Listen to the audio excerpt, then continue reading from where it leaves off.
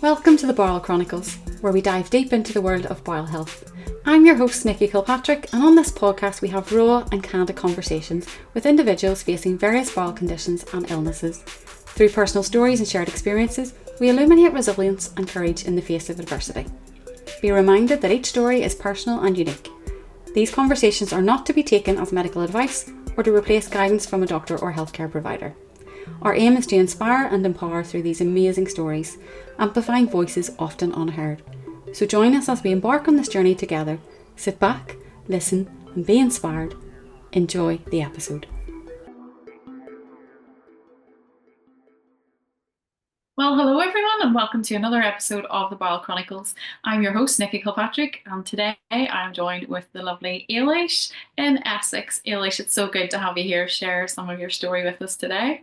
Oh, thanks for having me on. I'm so excited to do this. Yeah, it's cool. We've been trying to get this in the diary for such a long time, and I'm Oh, like, I know. It's so typical that life is just so busy. I feel like I've been balancing working and then house. I say house renovating. I haven't actually done anything. I've watched. I've watched while others have done it, but nice. We finally secured a date in. yeah, you've been in a very busy season of life. But Ailish, your story is one of ulcerative colitis, is that right? It is, yeah. Yeah, so inflammatory bowel disease, and you are turning 29 this year, diagnosed, I want to say around 16 years old. Yeah, yeah. Take Wow, us away, 13 tell years. us, It's crazy. yeah, tell us how things started. What were your symptoms? What was going on in your teenage years? Do you know what? It was it was very strange because I go through phases of being ill, and then a few months later I'd be absolutely fine, which obviously now I know that that was a flare up. Obviously I didn't know that I was having obviously flare ups back then. And I remember I just wasn't feeling very well. I didn't really have any toilet issue as such. A lot of it was I just constantly felt sick. I wasn't really hungry, didn't have much of an appetite. And my GP just said, well, I'll send you for a colonoscopy just to double check. And when I had that colonoscopy done, they couldn't really see much. They couldn't really see anything ongoing. We've actually got Crohn's in the family. Um, so I remember when I had the colonoscopy, they were like, "You could be first showing symptoms of Crohn's." I was like, "But your colonoscopy doesn't really show much." So I then thought, right, okay, maybe I'm just, maybe I just ate something that didn't agree with me, or maybe I was just a little bit under the weather. I then had a pill cam. Again, the pill cam didn't show much. So Tell us what a pill cam is. so it was a pill cam. It was almost looked like the only way I can describe it is almost like a paracetamol capsule, and you swallow it, and you had to wear this monitor. I remember I had this little almost like a camera box attached to a belt that I had to wear, and it just takes pictures all the way from your mouth right through to the other end, and obviously it then disposes when you go to the toilet. But I had the little box on me, and it would take pictures. I can't think it was. I think it was every few minutes it would take pictures. It tracked all the way down. Yeah, I had that, and then I had the nice job of you had to then retrieve what you'd then passed to then post back. So that was quite a strange experience. Wow, there was me thinking all this data was being saved to this box and the camera was disposed of. That was quite that was quite a strange thing to have to do.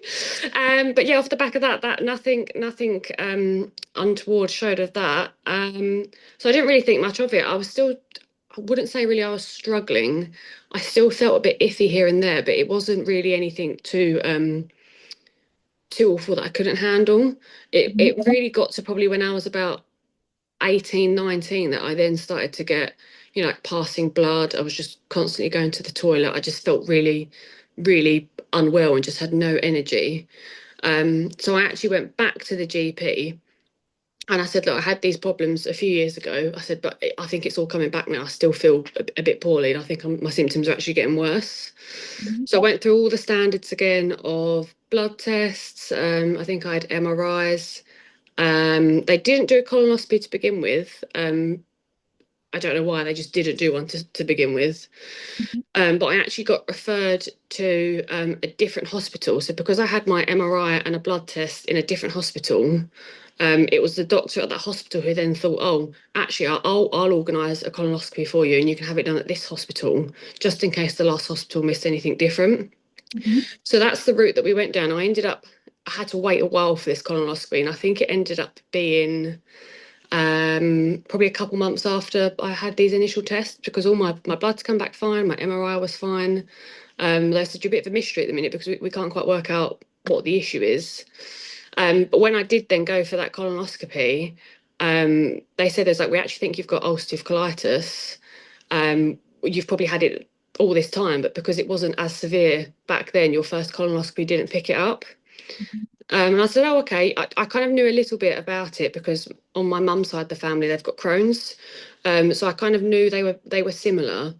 And I did some research and I kind of investigated into it.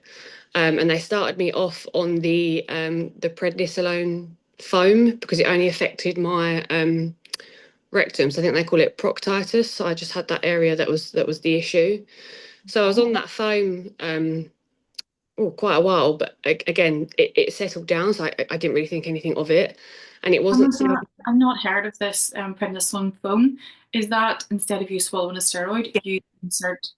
Yeah, it was almost like the only way I can describe it, it was like having like a foam enema.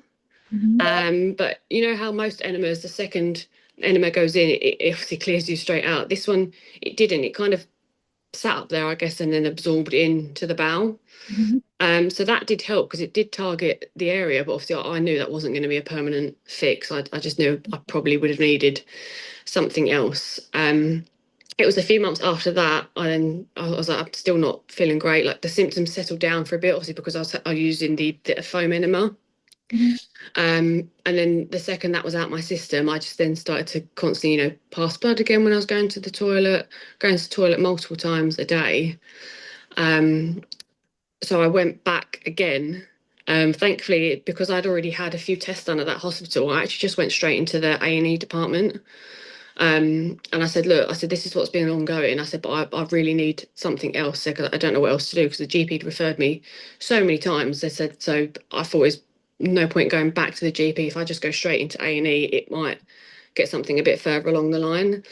And it did. I actually got admitted and I see the gastrologist doctor, and he said, we'll try on a bit of infliximab, just to see if that makes a difference. He was like, you've already had, even though I hadn't had oral steroids, because my body had already had steroids, he didn't really want to try and give me any more because he said, obviously, they only work for a short period of time. He said, we don't want you to be on them forever, so let's try other alternatives. So I tried the infliximab. That didn't really work, to be fair. I thought it was working, but what actually was happening was that I still had a bit of an onset from the steroid foam. So what we thought was the infliximab working, it wasn't actually, it was working with the steroid, but not alone. So the second the rest of the steroid left my body, it just wasn't working. But they took bloods again. They said, look, we'll take your bloods, we'll send you home. Just go home, and if there's anything that we need, we'll give you a call. So this went on for ages. This was just constant back and forth, back and forth. In the end, I actually had a nurse from the hospital phone me. She was a nurse within the IBD clinic that we have in our hospitals here. And she said, oh, your inflammatory markers in your blood are really high. Like, we think it's probably best if you actually come back in and we'll admit you and we see if we can work out what's going on. And I thought, oh, okay, this is a bit strange. I thought, I've never had the hospital phone to tell me you need to be admitted. So I thought, oh, I'll pack a bag just in case and see where it happens. And that ended up being, I think, like a 3-week hospital stay. And it was within that 3 weeks that I actually had my stoma surgery done. Yeah, so it kind of wasn't planned, but it was planned. I actually ended up going back into the hospital. It was really strange because I had to walk into A&E and they was like, oh, what's the issue? And I said, well, I was like, you've actually phoned me to come in and be admitted. I said, this hasn't happened before. I said, so I don't really know how that works. And I remember the nurse on the, I guess the check-in desk, she was a bit like, oh, well, that's a bit strange. And she was like, what's your name? So I gave my details and she said, oh, hang on a minute, let me just find out what's going on. She was like, we don't usually have people not voluntarily walk into A&E. She's like, we don't have people walking in going, I'm here to stay. So she went and found out, and she said, oh yes, they're expecting you, like come on through. So I felt like I was having some strange VIP treatment in the hospital. Happened. Yeah, but and what happened is essentially my inflammation markers were so high because tiny little bits of my large intestine had started to perforate. Not massively. They were saying it was almost like collective little pin pricks everywhere. But what they were worried is that was my wall of my bowel now quite weak because I had the steroids, and then was that additional infliximab on top, did that cause an issue? So they were like, we don't think anything needs to happen right now. There's like, we just want you here so we can just double check and make sure that nothing else is going to happen. And I said, oh okay, that's not an issue at all. And it was while I was in that hospital admission that I just kept feeling more and more unwell. I just felt really lethargic. I was still constantly going to the toilet a lot. And in the end, I was referred to the surgical team while I was in there.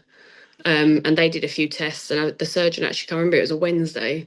The surgeon came around on a Wednesday night and was like, I think it's best if we do this surgery. He's like, but we need to do it tomorrow. He was like, I think it ended up that my large intestine was at such a risk of bursting because I had something called toxic megacolon. So it was almost like, I guess, having sepsis of the bowel, but it wasn't quite sepsis, but your bowel, like my bowel, had started to almost swell. And they were saying because you've already got the pinprick perforations, if it swells too much, we don't have the risk of having a full rupture because then like you're really going to be in danger if that happens. And then we kind of thought about it. I thought we tried the steroids, we tried infliximab. There was nothing really working, and I think it got to the point that my bowel was so damaged that there was nothing really that could reverse it. It would just almost be I'd be taking medication just to try and prolong something that was going to end up happening. So yeah, I just I signed the consent forms and I said, yeah, okay, like let's do it. So I didn't really have any time to prepare to have it done. But now I'm looking back at it, I'm so glad that they took that call and just did it while it was there, because I thought I wouldn't want to imagine if anything worse had happened. But yeah, 6 years this year. So it's been like I've had such a good 6 years of health. Whereas I look back and now I didn't realise how poorly I actually was, because this is how healthy I'm meant to be. Whereas I always thought I was healthy back then, but I actually wasn't. There's definitely a bit of a roller coaster 3 weeks, but I'm glad that the second hospital, picked up on it and were really thorough in getting everything done, and yeah, they acted really well. So can't. Did you know what a stoma was? I mean, obviously they explained it to you, but before that, did you know what a stoma was? Not really. I kind of knew what one was vaguely because of the history of IBD in the family. Like no one, well, in my family now, actually, there are people in my family who now have a stoma. They had theirs done after me. But at the time, I wasn't really sure what one was. And there wasn't actually much online in the sense of what a stoma was. And if there was anything online, it was usually people who were, in their 60s or 70s, who were quite a lot older. And it was a bit of a thing, like I tried not to Google too much because I thought, well, I didn't really want to look into it and think I'm going to get one thing, but I actually get something else. So I kind of knew vaguely.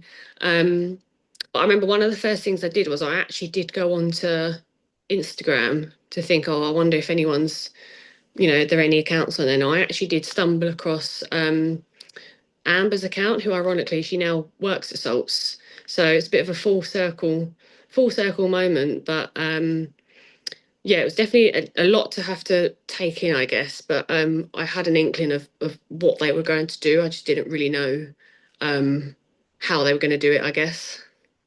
Okay. And did they do your surgery keyhole or was it abdominal surgery? Yes, I had keyhole. I had mine done keyhole, which fascinated me as well because I didn't even think that they could do something, I guess, so extreme, keyhole. So talk us through, what surgery did you actually have done? So I had what was called a subtotal colectomy. So they removed all of my large intestine, but they left my rectum, and I think it was part of my sigmoid, I think is the next part. So I had about 30 centimeters left. They just left that there. I guess they call it the rectal stump, because they wanted, even though I was all for having a stoma, they wanted to leave that section there in case I changed my mind so I could have it reversed. But I actually ended up having mine made permanent probably about 18 months after my first surgery.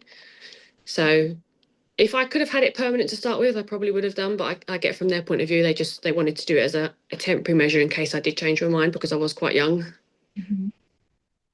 Okay, so what was the healing process like? What was it like waking up out of surgery and all of a sudden, as a 23-year-old female, your body has changed? Yeah, it What's was the reaction? it was I wouldn't say it was tough, but it was tough. I think it took me a few days to actually kind of realize what it was that I'd gone through. And I remember just thinking, oh, I was so sore and I was so tired. And I think it did take 2 or 3 days before I realised what had actually happened. Um, and I think a lot of people don't say it was actually quite a toll mentally as well as physically, because you think to begin with, you think, oh, I won't, it doesn't change who I am. I'm still the same person. But I think when you're already feeling poorly and you're not feeling your best and you don't feel particularly great anyway, to then have such I guess, a drastic, what I felt like was such a drastic change. And because I couldn't see much online about it, I thought, well, there can't be many people who know what this is. And it almost felt like um, you'd be different. Whereas obviously I do look different to someone who doesn't have a stoma. But in hindsight, I don't, because it you wouldn't know unless someone tells you. But yeah, I just remember it was quite a lot to take in. I remember first of all, I thought, oh my goodness, like this, my life's going to be over. Like I'm not going to be able to go and do what I want to do. Like my boyfriend would probably run away. Obviously, he hasn't. But all these things that just go through your head because there wasn't really anyone who could kind of understand. Because I remember being on the ward and everyone I was on the ward with was a lot older than me as well. They were at that stage of life where they didn't really care, because they've kind of like lived their life as such. They were quite happy to just be well. Whereas at me at 23, I thought, oh my goodness, like this, I've still got so much life left to live. Like, how am I going to do everything I want to do? Yes, I think that was hard to take in. I think for the first 4 weeks after having it, I hated it. I didn't want it. I was so adamant that I was going to get it reversed. Which is strange, really, because it was like someone flicked a switch overnight. I just woke up one day and thought, actually, do you know what? It's not too bad. Like, I think I could keep this permanently. And do you think that was as your body started to heal and you started to get better and be able to handle it? Yeah, yeah, definitely. I think at first I was so sore, I was swollen because where I had keyhole, obviously they pump you with air so they can see what you're doing. Yeah, I was swollen. Um, my stitches hurt. I didn't obviously realise that they actually physically stitch your stoma to the outside of you, which I don't know why I didn't think that, because it's obviously quite obvious that that's what they do. But that was sore. Wearing the bag was sore. And I was using a different brand of bags when I was in hospital, and I didn't like how they looked. They looked very like medical. I think it was just a combination of everything. I thought, I don't want this. Like, this is just too much. And I think slowly, as one by one things started to, I guess, drop off, like I'd actually start to, the swelling went down and I was a bit like, oh, okay, it doesn't look as bad now. But because the swelling went down, the size of my stoma went down, and then I was healing, my scars healed, I could take the bandages off. And I think it was probably from having my surgery to actually going about normal daily life. I think it was probably about 5, 6 weeks. And by week 6, I was pretty much back to, I wasn't back to full health. Obviously, I still had to be careful, but I was very much, oh, I've actually bounced back quite quick. But and then it was kind of looking into what can I do? Like, can I still do all the things that I usually do? So I think that helped. I think definitely because I was healing, because I was getting better, because I actually then felt better in myself. I think that then made me realise it's not actually such a bad thing after all. And were you off work at this time? What was going on in the rest of your life? Because Yeah, obviously you are having major surgery. yeah, so I was off work. My employer was so good. They were really, really good because it was a bit of a strange thing. I was just in work one day, and then the next day I was like, oh, I've got to have major surgery. So they were a bit like, what on earth? Like, how is that possible? Like, what's happened? Like, tell us what the issue is. Because I hadn't really told them that I was having a colonoscopy, and I hadn't really told them that I was having these blood tests, etc. Because there was nothing really to tell them. I couldn't give them an answer as to why I was having it done because they couldn't figure out what the problem was. And it wasn't until I was admitted into hospital, I spoke briefly to them, and they were like, anything you need, like, just let us know. It's, it's not an issue. Like, please don't think that we've got a problem with you being there, because we absolutely haven't. Like, you just need to get better. And I remember telling them I was about to have the surgery, and they were like, "Oh, like that's absolutely fine. Like, when are you having it?" And I was like, "Oh, tomorrow." And they were like, "Oh my gosh!" Like, you didn't tell us you were this unwell. And I said, "I didn't know." I was like, "I had no idea." I actually ended up. I remember I had my surgery in, I think it was in November. I had it in November, and I actually didn't go back to work until after Christmas, to the beginning of January. And even then, when I did go back to work beginning of January, by the time this whole process had happened, um, we did we, I'm trying to think if we implemented working or not. I'm pretty sure by the time I went back to work, um, working from home wasn't a thing because it was January, so COVID still hadn't quite reached us yet. I don't think COVID reached us until March. So they did give the option of being able to work from home, because obviously I worked in London at the time. I said it's quite a long thing to do when you've just had major surgery. They said, stay home and we'll organise for you, to get you some equipment. And if you feel like working after Christmas, like, you can, but if you don't, it's not an issue. So they were really, really good, which I'm grateful for, because from what I read online, some people's employers aren't that accommodating, which is crazy to me to think that some people are like that. Sad, very sad, isn't it? Yeah, it's not it's weird. It's not right. It's definitely not right that some employers are like that. So post surgery, then what was it? Well, obviously, you get over the surgical pain. 4 weeks. You said you kind of started to feel a bit more normal. Was there a point where you felt like, I don't have colitis pain? I don't, like, this is different. Yeah, I think it was probably um 5 or 6 weeks after, and I was so used to having to kind of like plan my day around if there was a toilet, or if there was, something that I could eat that I knew wouldn't trigger my tummy and that wouldn't set me off to then needing the toilet. And I was still in that mindset that when I remember me and my boy, where did we go? I can't think where we went, but me and my boyfriend went out, and I was like, oh, I need to make sure that there's going to be, like somewhere that I could eat something that wasn't going to irritate me.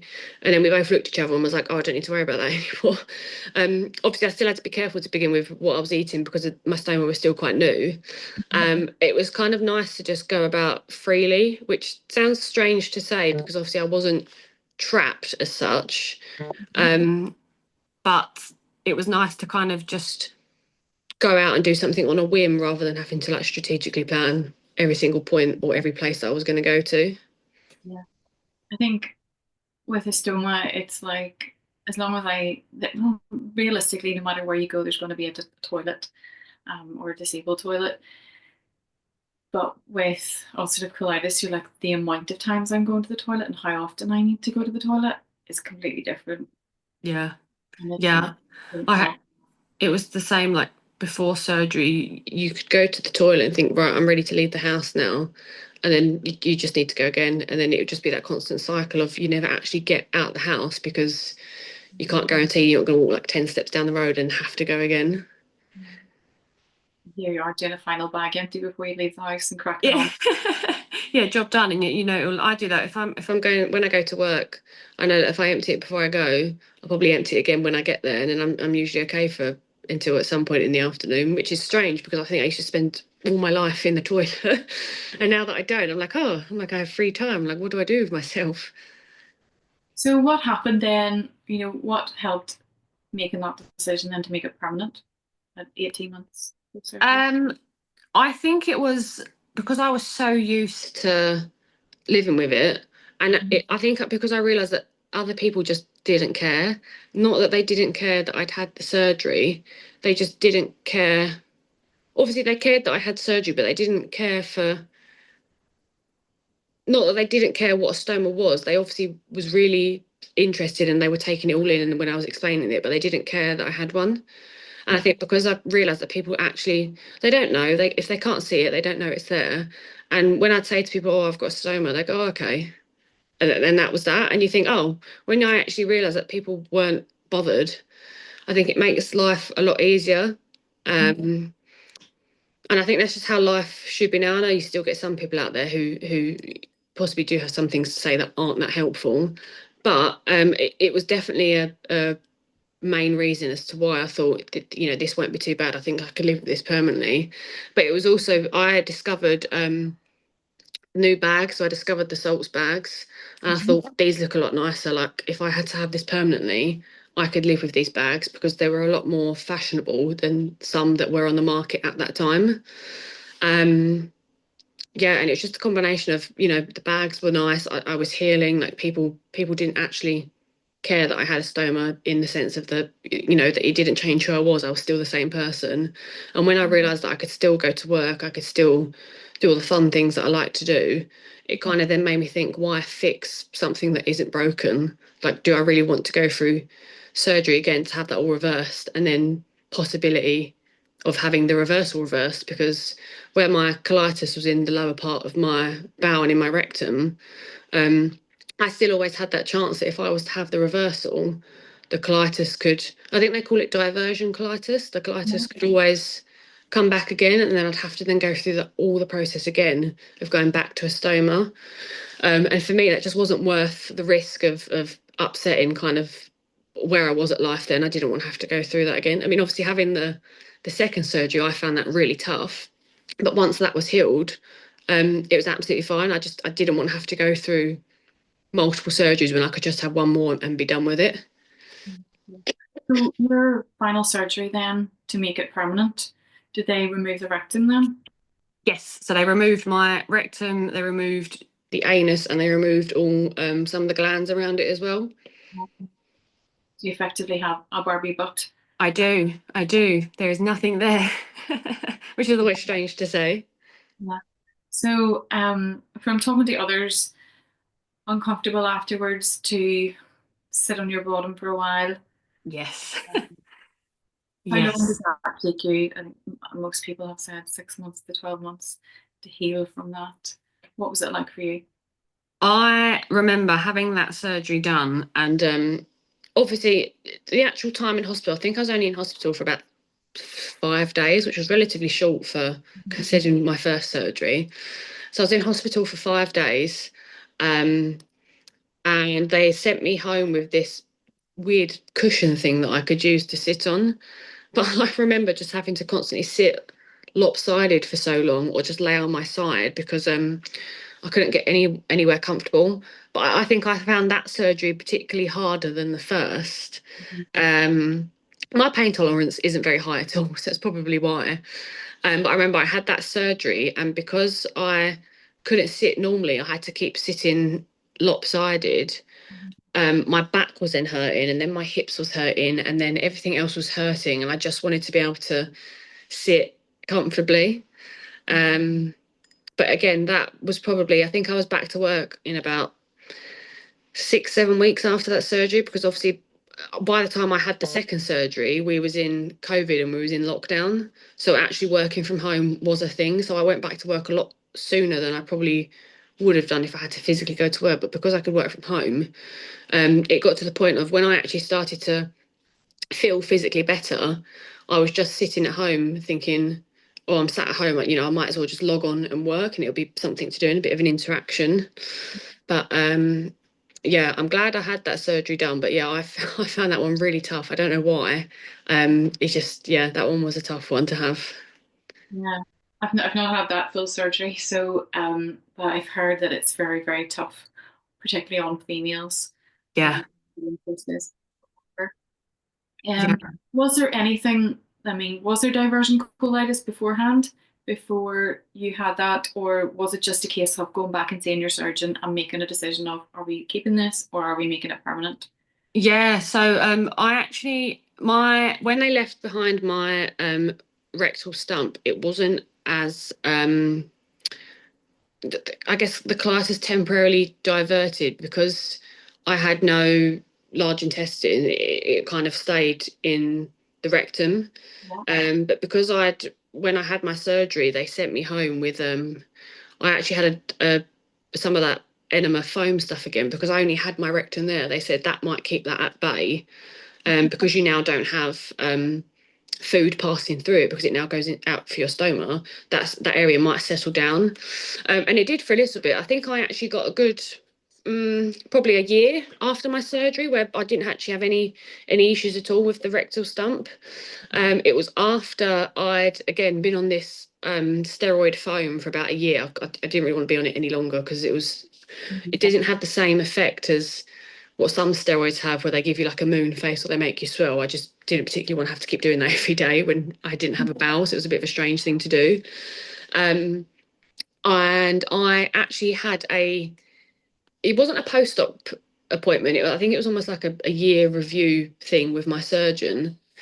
And I said, like, I'm actually now, it was getting to the point that I was passing mucus through the rectal stump. And I said to him, I said, I don't know why it's happening because obviously I haven't got a bowel. There isn't anything, there to pass it through. And what happened is he described it as almost diversion colitis, but even though it was already in that area to begin with, because it had nowhere else to divert, it was just becoming, I guess, more aggressive in that area. And he said essentially because my rectum wasn't connected to anything internally, it was just connected to, I guess, the outside of my body. He was like, it started to, I guess, die off as such because I'd pumped it so much with steroids that when I stopped, it was almost a bit like, the only way he described it was almost like the last part that was messed almost like dried out. He said it's probably better if it comes out. He said because they don't want it to anything bad from there to start to absorb back into your body. He said it's best to just remove it. Whereas some people can live with their rectal stump in there for years, but mine, because because my colitis was so bad in that area previously, I did get a little bit of respite from having my stoma.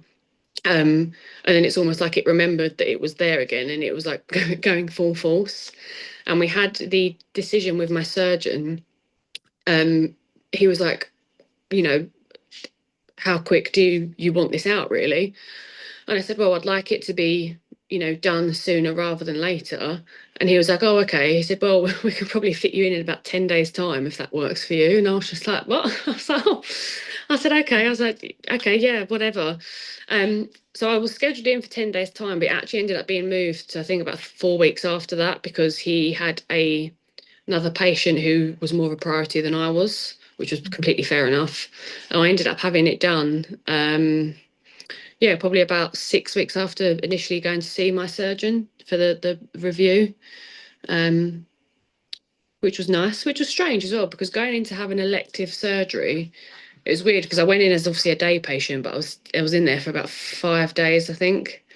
But again, that was a weird thing of I knew what I was going to have that time, so I felt a little bit more prepared. And because I'd already had my stoma, they didn't need to touch that. So it was kind of all they just had to get the rectum out, which again was done keyhole. Well, it was done partially keyhole, but I do have a wound that's probably 3-4 inches of where your bum would be. So my wound is there, but the rest of it again was keyhole on my tummy, but they went in the same scars from the first surgery. Which then that was fascinating, but they'd done that keyhole. But yeah, it was really clever. So clever how they do these things. I'm just blown away by it. I think it's fabulous. Cool. So what has life been like then post-surgery? I mean, you're no longer having to check out where your nearest bathroom is and have umpteen stops in the bathroom, Yeah. It's strange, really, because it almost feels like that life is how it should have always been. Like if sometimes I do think, I wonder if when I went to that first original hospital, if they had possibly picked this up, like would I have needed would I needed a stoma? Like I don't know. I feel like I probably would have needed one at some point in my life anyway. But I am glad that I've had it done now because I have been, for a few years now, I've been completely cleared of no more surgeries. I don't need any more hospital checkups. I still have my stoma nurse on hand to help me if I need obviously stoma related, but it's nice to kind of almost just get on with life now and be healthy while doing it. It's definitely a weird thing to think about, but I've gone back to, I guess, normal life like relatively quickly. It's nice to still do all the things that I like to do and not have my stoma get in the way. Amazing. So what your social media on Instagram, you're the Ailish Diaries. What made you start to share your journey on social media? I think it was not long after I'd had my first stoma surgery. And I remember, because I didn't really announce that I was having surgery because it happened so quickly. I didn't really get the chance to tell people that I was having surgery.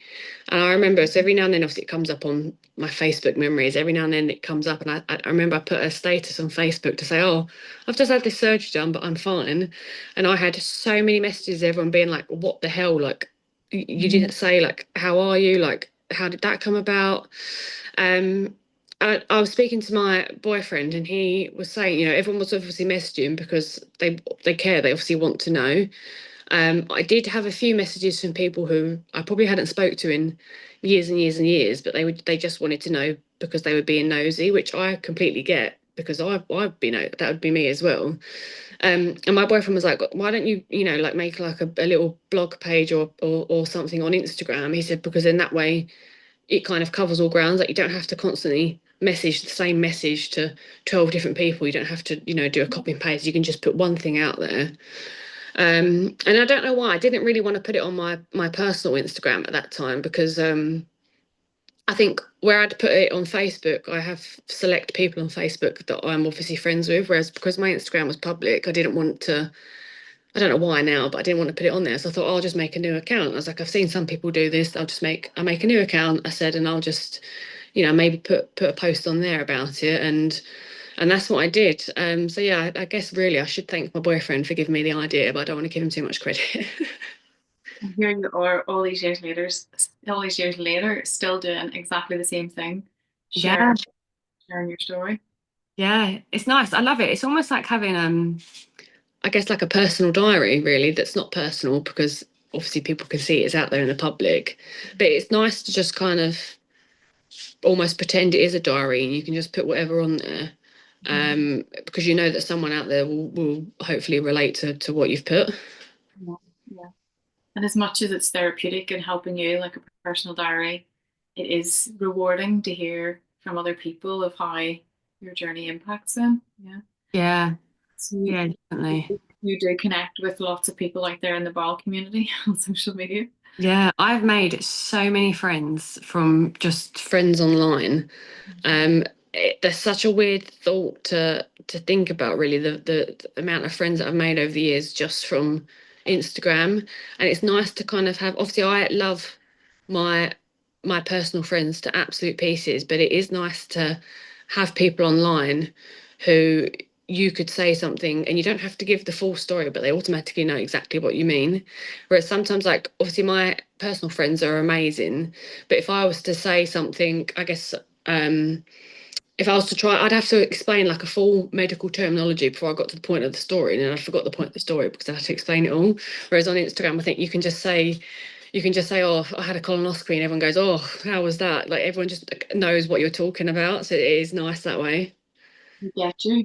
And it's a community of just encouraging one another and building each other up rather than slating each other and just being negative. I love that even though it's a huge community, it is a really intimate community as well, and everyone gets to know each other. Yeah, I think we definitely all look out for each other, which I think we should, because I think there has been times of people online who probably haven't been so nice. But then when you see people who haven't been so nice, if you go onto the particular posts that they haven't been nice about, you'll just see every single person in the comments being really lovely. And it's kind of like, it doesn't matter who you are, doesn't matter how many followers you've got, doesn't matter how long you've had your account, it doesn't matter any of those things. It's almost like people go into, I guess, like older sister mode, and they've become really protective of others, which I think is nice. It's nice to have that because you don't always get niceness online. So the fact that there's niceness in that community is really good. So before we wrap up, Ailish, let's talk a little bit about ambassador work and being an advocate. You're an advocate for Salt's Healthcare. And it was great that we recently actually got to connect in person and physically meet each other. How did that come about for you? I actually remember, I think I started to use the salts bags. I remember it wasn't long until after I had my surgery. I was having the district nurse come to my house to help me, like change my dressings, help me change my bag. And I remember she was like, "Oh, go and get me, one of your bags, and I'll show you how to do it." And I remember I pulled out this bag, and she was like, "Oh, why are you using those bags?" And I said, "Oh, these are what the hospital were giving me." And she's like, "Oh, no, no, no." She's like, "You're far too," her words were, she was like, "You're far too trendy to use those." I was like, "Thank you." She was like, "Try these ones instead." And she pulled out the salts bags. She was like, the black. She gave the black ones and the white ones, and she was like, "What one do you want to wear?" And I said, "Oh, I'll wear the black one." I thought this was really cool. It's probably like the best thing I'd ever seen that year. And I remember, so I started to use the salts bags, and I think I did a couple of posts on Instagram that I had just shared that I think I might have shared that I was changing my bag, or that it was bag change day. And I tagged salts in some of those posts. And then there was one day, I think I actually got an email from Zoe at Salts to say, like, we're looking for brand advocates to be part of our brand. Like, we notice you use our bags. Like, is this something that you'd be interested in? And I didn't actually know much about the company at the time. I just knew that I used their bags. I didn't really know that they had all these other additional products, because they don't really tell you things like that in hospital. They just tell you, "Here's your bag, here's your wipes, like, off you go."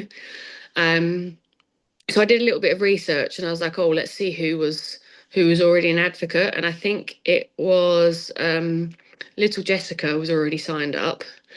And there was someone else. I think it might have been Nathan. And I thought, I thought this could be fun. Like, this could lead to somewhere. I remember I signed all the paperwork that Zoe had sent me, and I sent it back. And I thought, I just have to wait now. And then I'd be in communication with Zoe quite a bit, and yeah, it just went from there, really. So I think it actually works out now that this year will be, I think it's either like 4 years doing bits of salts, I think.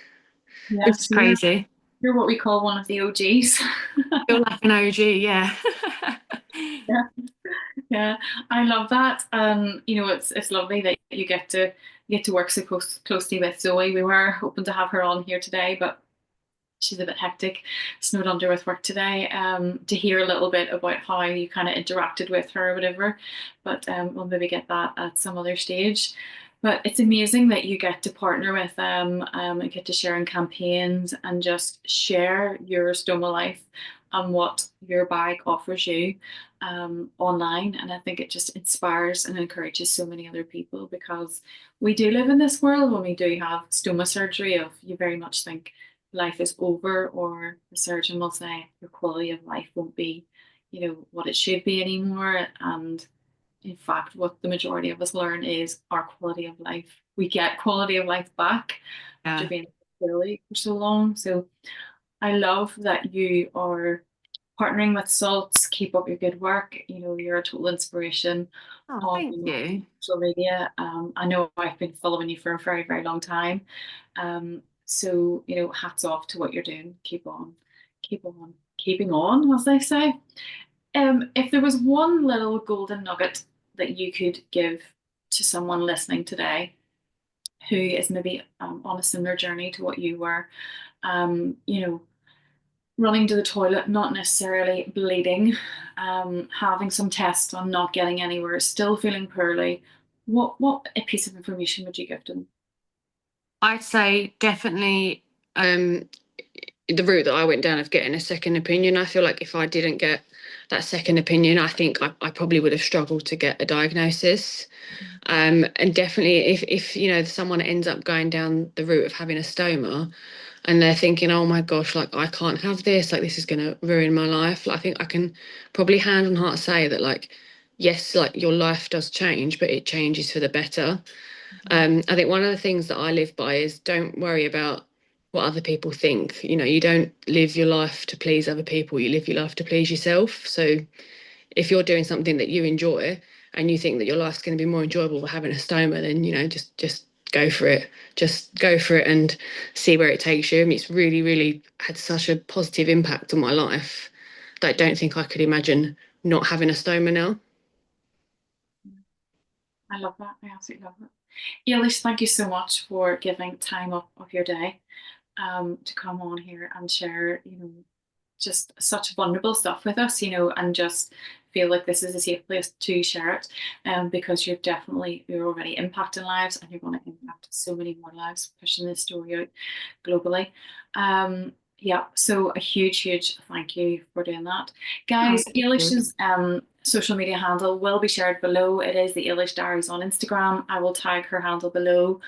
Go over, give her a follow. If there's any questions that haven't been covered here today that you have, please feel free to message Ailish or message myself. We will get those answers for you, and we'd love to give you a bit of support. Again, I'm going to say it, I say it every episode, we're not professionals, so go and seek medical professional advice if you have anything going on with yourself. We are just sharing our own personal stories here with you. So that's us today, guys. It's over and out from Ailish and myself, but do come back next week to join us for another episode. Ailish, thank you so much. Thanks.